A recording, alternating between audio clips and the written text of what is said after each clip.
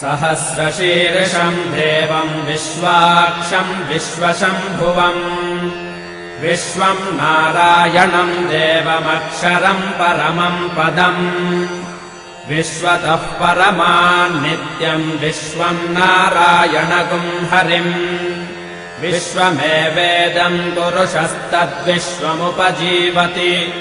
पतिम् विश्वस्यात्मेश्वरगुम् शाश्वतगुम् शिवमच्युतम् नारायणम् महाज्ञेयम् विश्वात्मानम् परायणम् नारायणपरो ज्योतिरात्मा नारायणः परः नारायणपरम् ब्रह्मतत्त्वम् नारायणः परः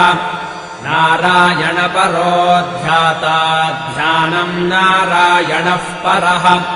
यच्च किञ्चिज्जगत् सर्वम् दृश्यते श्रूयतेऽपि वा अन्तर्बहिश्च तत्सर्वम् व्याप्य नारायणस्थितः अनन्तमव्ययम् कविगुम् समुद्रेन्दम् विश्वशम्भुवम् पद्मकोशप्रतीकाशकम् हृदयम् चाप्यधोमुखम् अधो निष्ट्यापि तस्याम् तेनाभ्यामुपरि तिष्ठति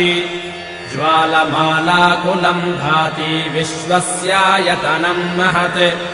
सन्ततगुम् शिलाभिस्तुलन्वत्याकोशसन्निभम् तस्याम् ते सुशिरगुम् सूक्ष्मम् तस्मिन् सर्वम् प्रतिष्ठितम्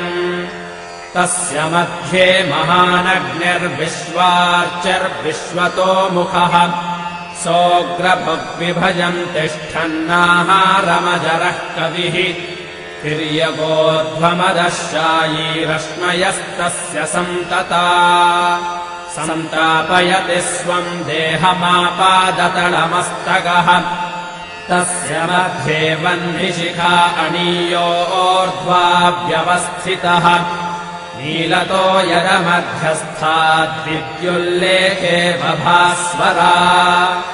नीवारशोकवत्तन्वी पीताभास्वत्यणूपमा तस्याः शिखाया मध्ये परमात्मा व्यवस्थितः स ब्रह्म स शिवः स हरिः सेन्द्रः सोऽक्षरः परमस्वराट्।